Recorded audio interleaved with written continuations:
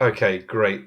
We're live and recording on Zencaster for the first time. I'm joined by Daniel Hajas, Innovation Manager at the Global Disability Innovation Hub.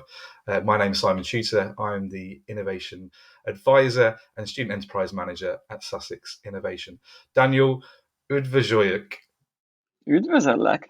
Szerbusz, Simon. I see you've What's been practicing your Hungarian. I've been having a go, Daniel. I'm trying. What was the second Hungarian word you said after saying welcome? Oh, it's like hello. Just it's Okay. actually quite similar to German slash Austrian Servus. I think in Austria definitely they use the same word, but it's just kind of a hello really. Okay, excellent. Serbus. Well done, good pronunciation. I'm every day impressed by your pronunciation of my name, which nobody can get right, and you do.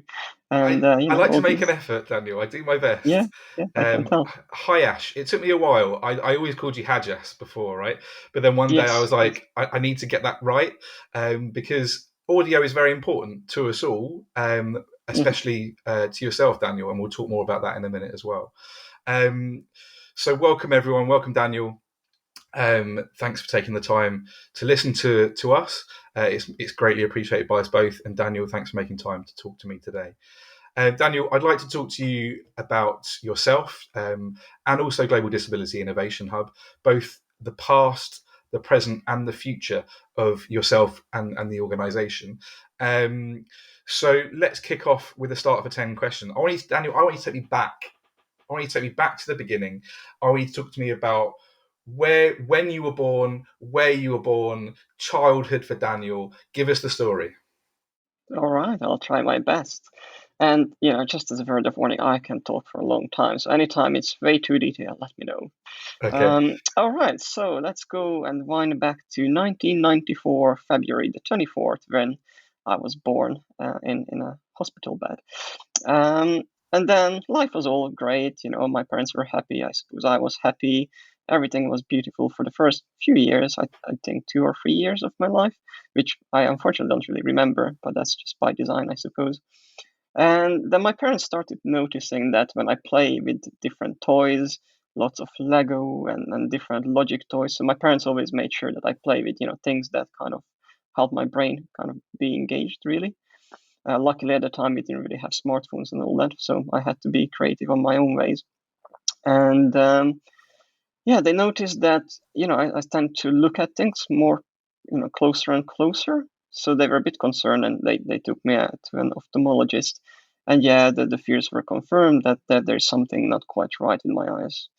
The only thing is they didn't really know what. They just saw that my eyes don't work as they should. They saw all sorts of things, and that actually just was really the story of my life for the next 10, 15 years.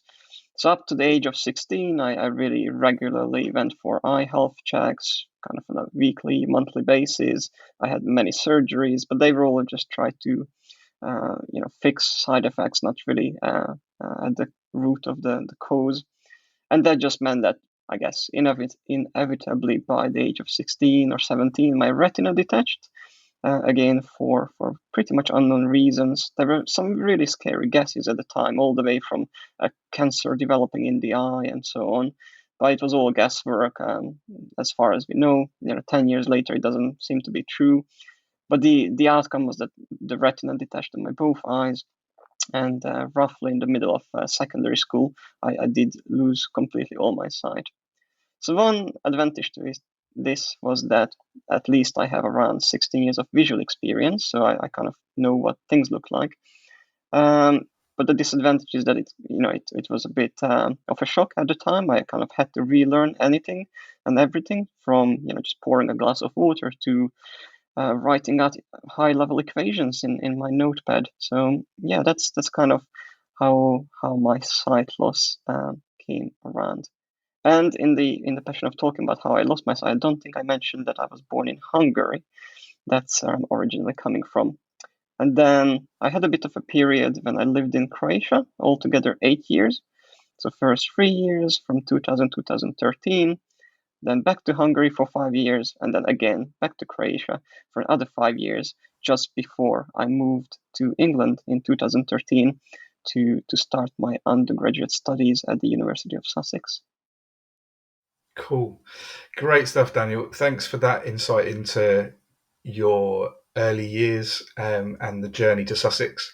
That's fascinating. I've got so many questions, you can imagine. Um, I'm interested to ask you about the sight that you had until you said you were 16, right? When Yes, your yes. retina detached. So, Hmm. what describe to me, please? Sometimes words don't do justice to sight, so that's challenging, right? But based on your memory, what do you remember seeing up to the age of 16? Like what level of vision did you have? That's a very interesting question. And even though medically speaking, I only had at most 10% vision. So, what you see, I would have seen just 10% of that on paper. But because I never knew any better, to me, that 10% was like, what, do you need anything better than this? I mean, okay, sure, I could, uh, maybe see a bit further or maybe, see smaller font or something like that. But it was good. I could do pretty much anything. I wouldn't be able to drive and that sort of stuff, but it was good enough. I had to use magnifiers to read text and so on. And then when I lost that remaining 10% and I became completely blind, now that's a big difference. So really, I think there's is sufficient sight I had. I think nature a bit overkilled it. I mean, you really don't need 100%, right? I was I was fine with just 10%. And I remember, the kind of body types and facial features of people, their hair color, the clothes, the vivid colors of clothes. I have like this very vivid memories still of like, scenes in nature when we went sightseeing to Paris or different places and just being in the sea. So everything was good. The only things I kind of failed at, so to speak, is if there was 100 meters between me and my parents or friends on a street, and we were approaching each other, I wouldn't really recognize them until sort of 5-10 meters range. Um, but you managed to get around it. It was a bit riskier in like traffic and so on. But otherwise, I imagine. But again, it's hard to tell. I have experienced everything the same way other people do. Including like video games, movies, and so on. Daniel, I want to talk to you about losing your sight. Hmm. So going from 10% to 0%. That's quite profound, right? You experience the world now in an audio kinesthetic way. Is that a reasonable way of explaining and describing your experience of reality? Yeah. That's a very fancy way of describing. Yeah, I build my mental image using my sense of touch and hearing. Yeah, yeah, good. Okay, cool. I'm just getting to grips with this, Daniel. Okay, because That's obviously okay. in my day to day existence, like I'm shutting my eyes now, just to kind of grasp a little bit more deeply. Obviously, it's not a fair experiment because I can just open my eyes when I finish, right? But I'm still Hmm. closing my eyes and I'm just trying. And I've done this before as a thought experiment. I've worked in the charity sector for 10 years before I joined Sussex Innovation and Hmm. worked with blind charities amongst others, many others, deaf charities and humanitarian charities. I mean, I'd be here for a boringly long time if I said all the charities that I work with. Um, so yeah, okay. Something I've asked people before: Hmm. if you had to lose one sense, which one would you least like to lose? Hmm. We receive so much information through our eyes, Daniel, and you know Hmm. this, right? Because you experienced a form of sight. Hmm. And so it's quite for listeners, anyone listening to this now, the the way I describe Daniel to himself and to others when I talk about Daniel Hajas is that I describe him as being in the League of Extraordinary Gentlemen because I and I mean that when I say it because Yeah, yeah. yeah, like I think isn't it interesting, Daniel? Here's my thought. Isn't it interesting how when one is denied a sense, whatever sense it may be, whether it's Hmm. sight, whether it's deafness, whether any sense lost, it enhances the other senses. One. We adapt, we innovate, we evolve. Like I'm extra conscious when I talk to you, Daniel, about my own speech, Hmm. because that is such a key sense, the audio piece, when I'm talking to you. So yeah, like you will have extra skills in interpreting people's emotions, for example, when they speak, right? Well, sometimes I guess it might also link to just generally how sensitive one is in terms of emotions.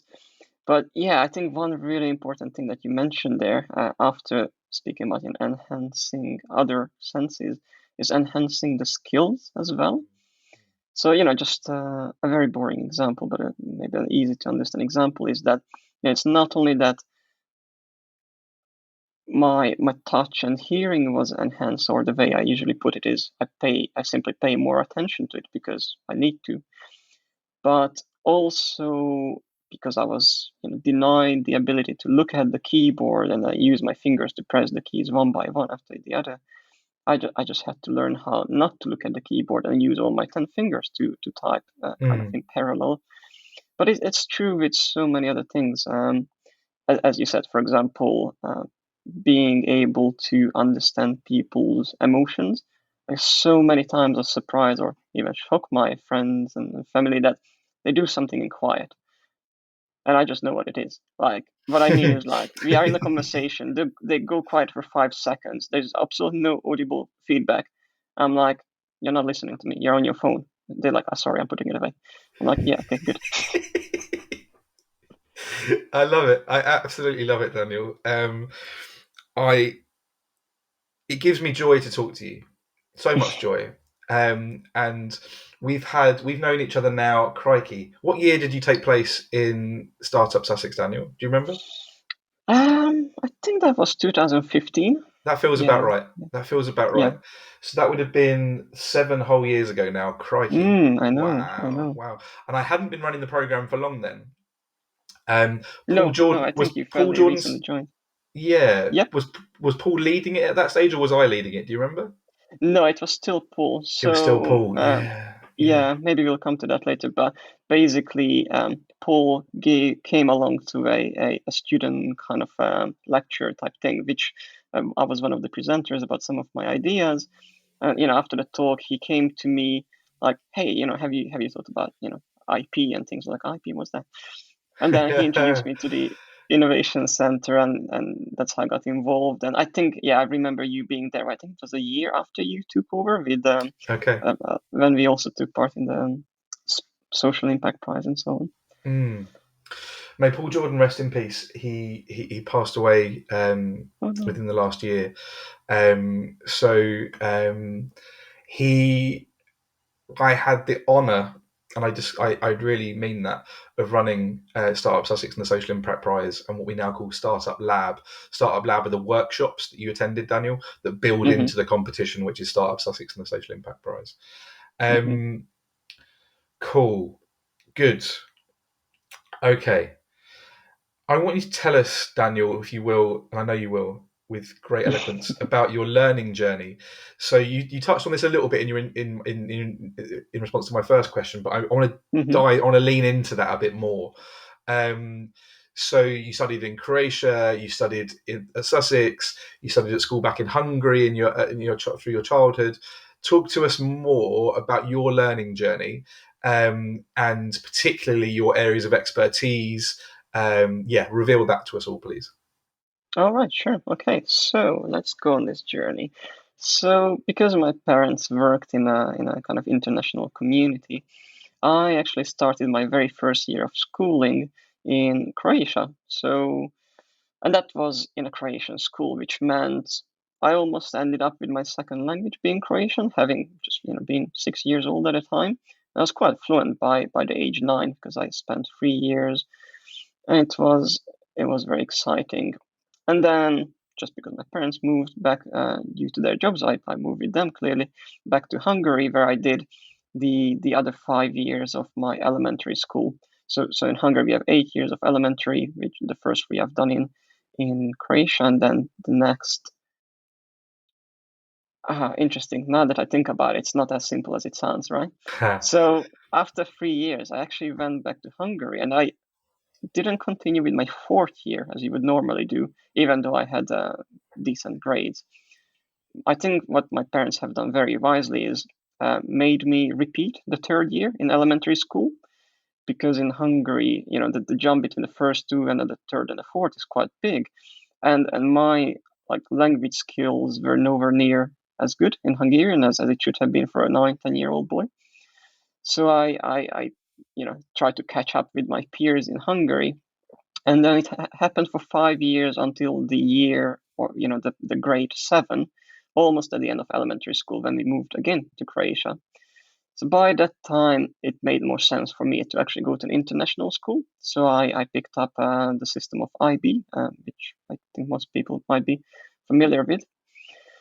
So that's the International Baccalaureate program. And that's where I've done my 5 years of kind of last year of elementary and 4 years of secondary school, which gave me the opportunity to study further in a foreign country.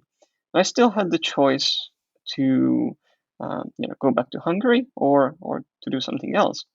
And I was thinking, well, I studied for the last 5 years in an English language environment, so it would be a shame not to continue that and really improve my skills in an English speaking country.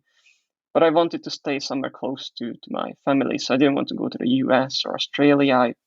England made most sense, and it's an exciting place. I really already liked at the time the kind of British culture. And then I decided, okay, let's try this. But I wanted to play it safe, because I wasn't sure just 1 or 2 years after losing my sight how well I would do, living independently, 1,000 miles away from support. So I enrolled to a Hungarian university. It's actually one of the top science universities in Budapest, and I was admitted. I could have started, but I decided to defer it by 1 year just to play it safe. And in the meantime, I came to Sussex just to give it a try, and it worked exceptionally well. It was probably the best year of my life. It was Good. great. And I decided to drop my Hungarian university, and I stuck with Sussex, where I picked up a physics course. And that's the other thing, right? Because so when I in the secondary school, I was losing my sight, and I knew that accessibility support, disability support in Hungary is not as good as it is in England. At least it wasn't in 2013. But also, I really wanted to study physics, and half of my teachers and friends said, it's very difficult to do physics because there's equations and graphs, so you'll have challenges as a blind person, as a newly blinded person. And I said, yeah, I see the challenges, because I did struggle with homeworks in school. I had to do it with my parents sitting with me, or teachers, they taking notes for me, telling me the questions, writing down my answers, and so on.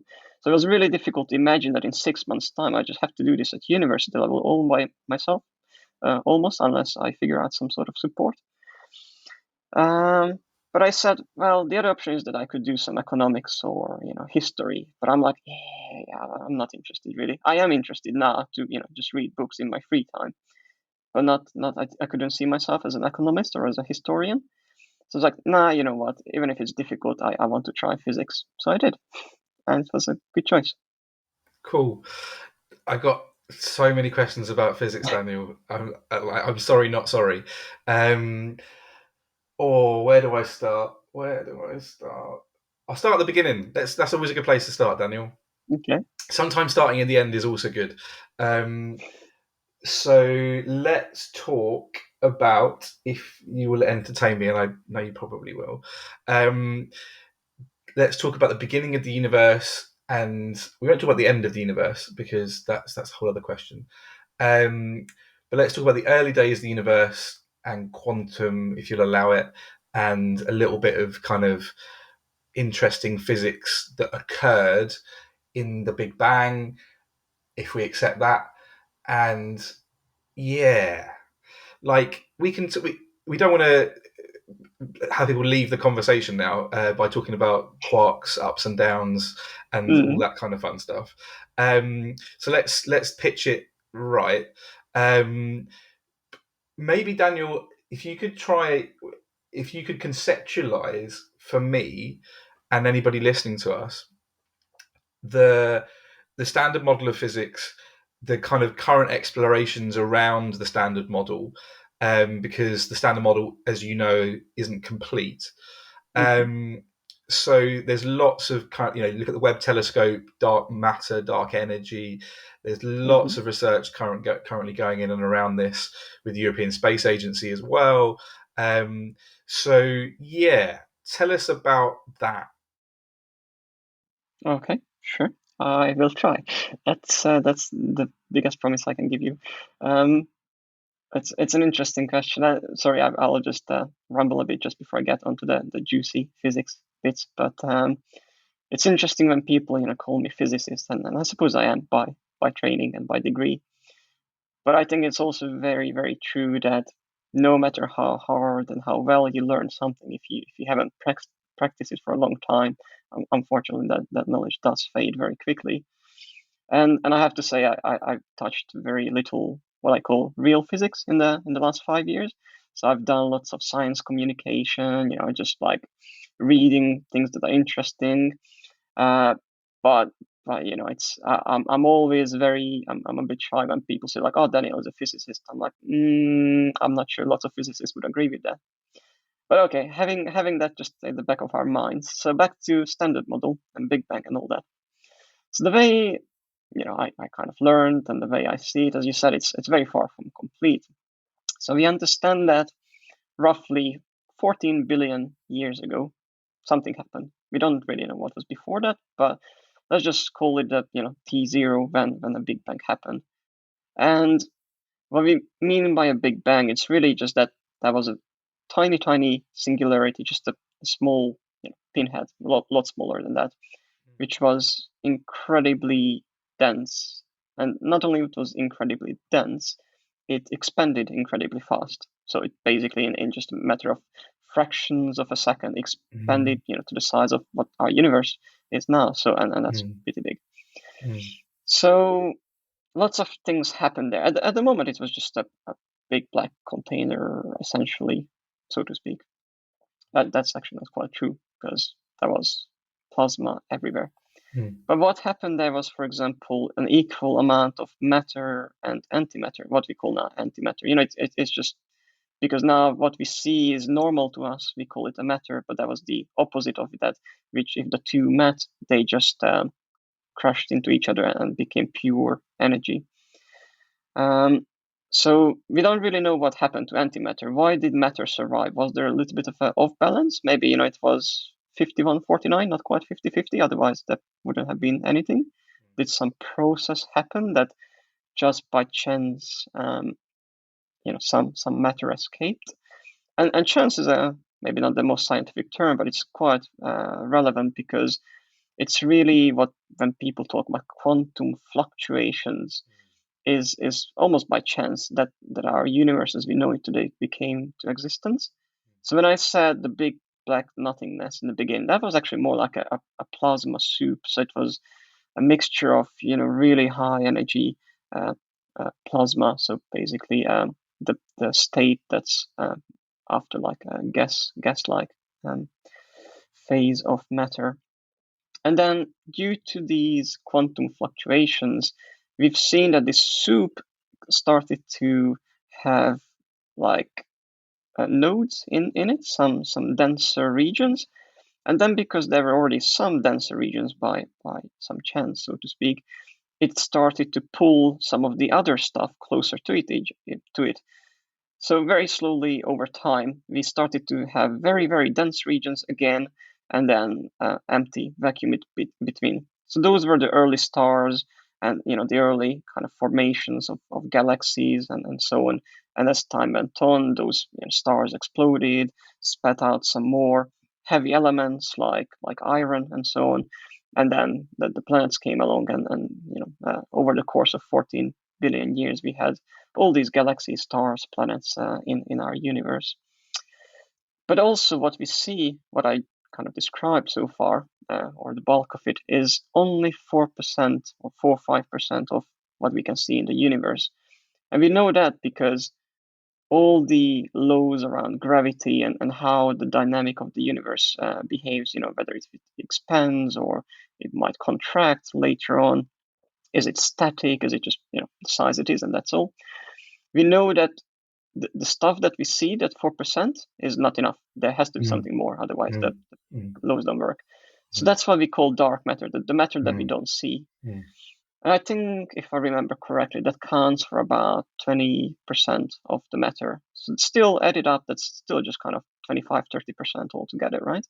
So what is the other 70%? What is causing the expansion? We kind of know how much matter there should be to bring everything together and not let it run freely to kind of infinity.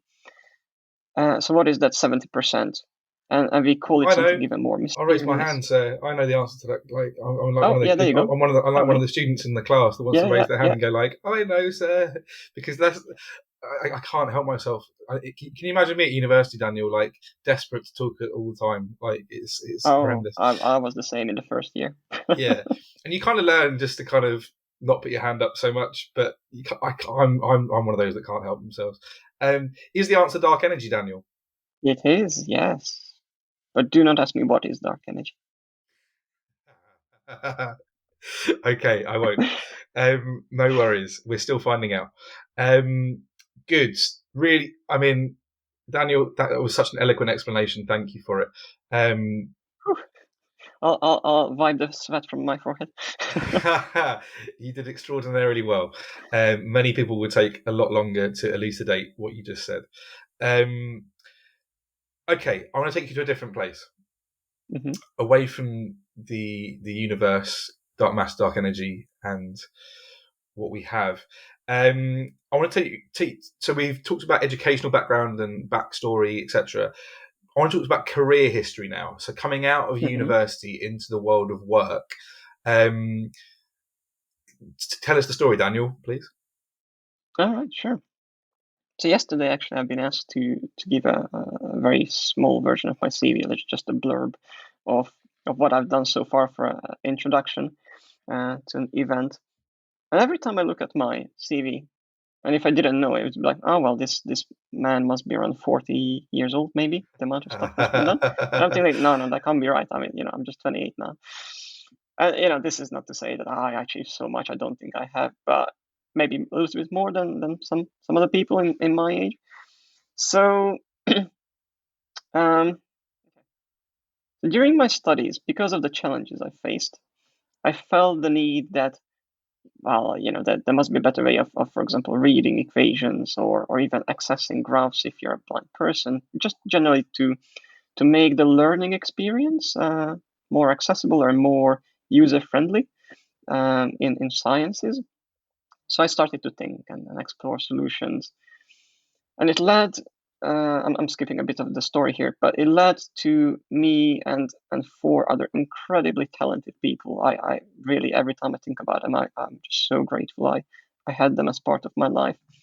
We decided to co-found a startup company, a student-led startup company, to do exactly that, to make the science and technology learning experience a bit more easy for people who want to study it. Not for everybody. We didn't want to force it on people, but if you wanted to, let's make it easier. So that was Graphil Limited, and I somehow became the CEO of that. So we shouldn't really thinking CEO levels of Google and Apple. CEO of a team of 5 students trying to do some good for the world and kind of exploring what entrepreneurship really means. And just to emphasize that, I remember this one meeting between Tim, David, and I, the 3 original co-founders, and we were trying to get our feet in the ground, solid. Like, okay, what do we do? How do we protect our IP, and what do we do with this idea? How do we make it sustainable? And they said, oh, well, Daniel, you should be the CEO. I was like, CEO, what does that mean? Like, CEO? And they said, our chief executive officer. I was like, okay, cool. I guess I can do that. So that was the level where we started from. And we had incredible support from Simon and the Sussex Innovation Centre, and generally lots of academics at the university, and lots of people, including Paul Jordan. Yeah, and that happened between or during my undergraduate and the beginning of my PhD studies. Um, it was great fun, but we have to admit that we don't really have the resources, and we were maybe not adventurous enough or not entrepreneurial enough to take the risk, and we didn't want to risk our academic potentials and careers. So after some decisions and struggles, we decided to shut Graphil down until a better time comes for a new venture. So I took a bit of a break from entrepreneurship, and I focused on my PhD studies until earlier last year. But in the process, I took up small jobs here and there, still to do with my passion that kind of led to the birth of Graphil Limited. So I did a year and a half with a Hungarian charity called IT Foundation for the Visually Impaired. So there I supported them with some advice and technical support around how to make screen reader technology read out equations better. And that was already a thing in the, let's say, American version of the software. But in Hungary, that feature wasn't translated, it wasn't implemented. So I usually like to think that as a result of my work, for the first time, Hungarian people were able to read equations with that specific software, with a specific standard that we tackled. So that was a very interesting year and a half as a part-time job. And then towards the end of my PhD, I worked only for 3 months with Ultraleap Limited, who is a company based in Bristol, working on the use of ultrasounds to create haptic sensations, so the sense of touch. And not only that, but they did it in mid-air, so almost like a tactile, three-dimensional hologram. I Wow. worked with them partly because I was super interested in tangible, tactile interfaces, but also because they funded my PhD, so it was a nice experience into industry as well. Cool. And now, of course, at the end of my career, I nearly forgot. For the last 3 months, I'm the innovation manager at GDI Hub, the Global Disability Innovation Hub, which I describe as really my dream job, or as the convergence of all the things I've been doing before, because it has an entrepreneurial element to it, so a bit of my history from Graphil. Then it has a bit of a background in research, which my academic research and some of the more researchy things I've done with Ultraleap is coming to it. But also I can do the things that I enjoy, so teaching and advocacy to some extent. Cool. I'm so glad, Daniel, that you have your dream job. Like, that is a wonderful thing, and just desserts for all of the work, effort, and progress that you've made in your life to date. So I congratulate you. Simon, Go on. sorry, and apologies for the listener. If you will excuse me just for a minute, I think my guide dog wants a little bit of attention. I just want Yeah, to no, make do what sure you need to do. I'll she's pause all the right. recording. All right, thank you. Okay, so we're back live. Daniel, you had your guide dog just there. So your guide dog's name is Anna? Anna. Yes, Anna. yes, that's And right. how long have you had Anna for? Not for very long, only for 9 months or so. She moved in with me around the middle of April last year. And then we kind of had this intense 3-4 weeks of training, and then kind of I got the driving license to have her with me. The charity Guide Dogs for the Blind Association trusted me enough to look after her. And Wow. yeah, she is such a lovely dog. I mean, she's super clever. She's very well behaved, and she helps me so much just getting around from point A to point B. But she's also a very attentiony girl. She likes attention, and she doesn't get it for like an hour. Then she likes to moan. Okay. I guess, like all living sentient things, they need a bit of attention, right? So that's okay. I'm glad you were able to give her some attention and that we were able to pause and come back. Um, Anna. What a wonderful name and what a wonderful dog. And it's interesting because it might be too personal, but so one of my grandmothers, who I never knew, she passed away when my dad was a child, and her name is Anna as well. Okay, So okay. Oh, we are not particularly religious in the family, but it's always a bit of like, what an interesting coincidence. Anna has kind of come back to look after me, so to speak. But that's amazing, Daniel. That's amazing. I love that story. Thank you. Thank you for sharing. Okay, good. We're going to go back to GDI Hub, Global yeah. Disability Innovation Hub. And I want to ask you, Daniel, what's the most exciting project that you're working on at the moment? All right. So I am working on something called GDI Hub Accelerate, and well, it's a job for me to describe in a sentence or two what it is. But essentially, what we are trying to do is that out of the 5 domains that GDI Hub is operating in, so there's research, there's teaching, advocacy, program implementation, and innovation. This is GDI Hub Accelerate is going to be the innovation arm. It's gonna pick up, if not 100%, close to 100% of the innovation activities we do. And I like to think about it as a table, right? So 4 legs with a tabletop. And the 4 pillars or the 4 legs are an innovation network.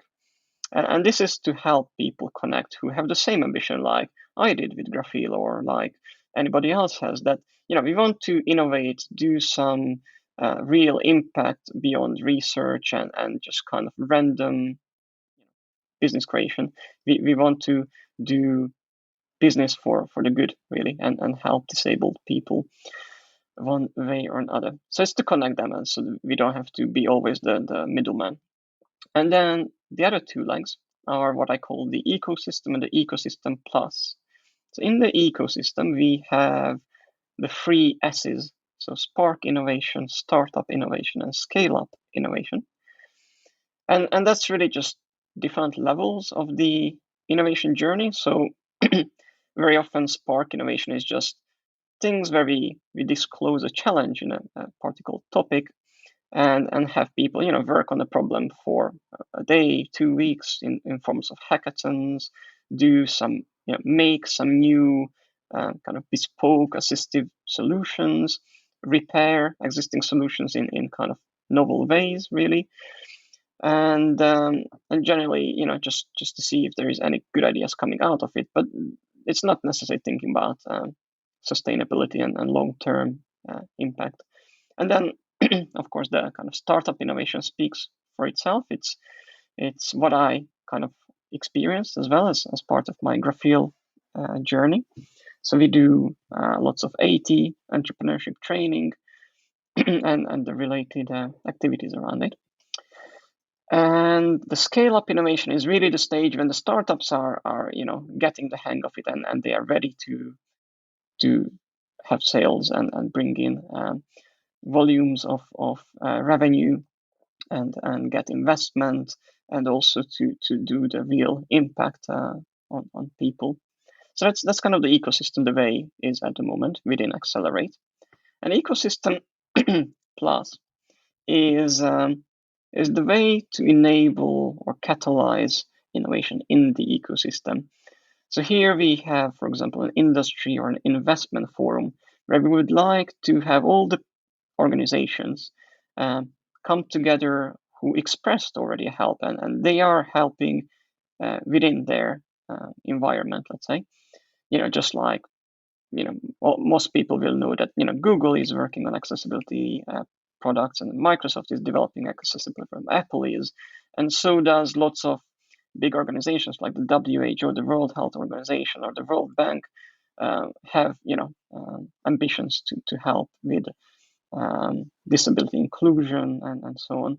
So we want to bring these people and essentially give a direction, lead the way, and tell them how they can help most efficiently in a focused way. And the 4th leg would be innovation support.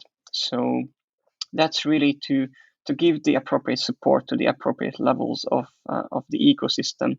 It could be just a fairly standard kind of entry-level training for the startup entrepreneurs, but it could be a bit more bespoke support for scale-up founders who need a bit of insight to investments and scaling their business.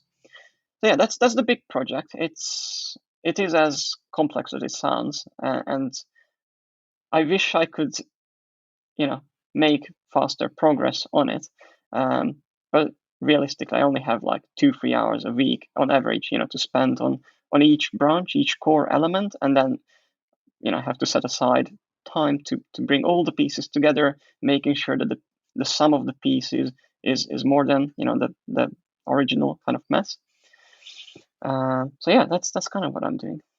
That's kind of what I'm doing. I love it, Daniel. That's great.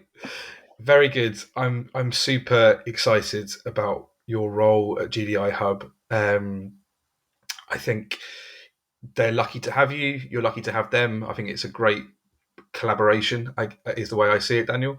And I'm excited about the potential collaboration that's going to happen with us as well. So let's see how that moves forwards. And yeah, I know we have meetings in the diary to make things happen, which is kind of how we roll, which is exciting. The future for Daniel and GDI Hub, you've eloquently covered the complex space in which you work and all of the initiatives that GDI Hub are looking to bring forwards. So maybe from a personal perspective, Daniel, the future for you, looking forward 3 years, let's say 2025, what's happening in your world?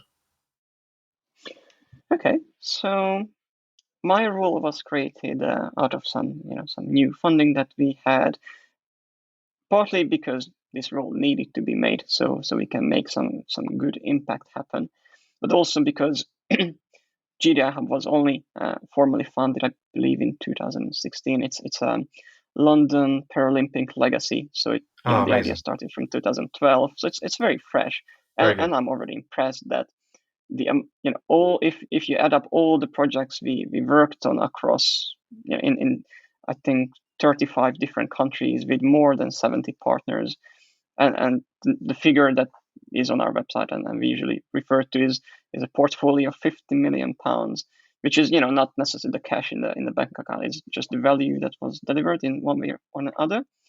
But there was only like 10-15 people working on it, really. And so they needed more people to focus on specific projects. And I still feel the weight of that. So even though I'm practically coordinating all the elements of GDI Hub Accelerate and even picking up some other bits within GDI Hub, I very much see myself have 2-3 people working on specific parts of GDI Hub Accelerate. So have a manager for just our, let's say, innovation coaching aspect to make sure everybody gets the right support, the right people. Our coaches are feeling good about it. They are not exploited. They develop their professional skills as well in the process. I would imagine that that there should be really somebody managing the whole innovation network, and then maybe somebody focusing on the ecosystem and how people transition between the levels. How does a startup become a scale up? How does a successful hackathon idea become a startup?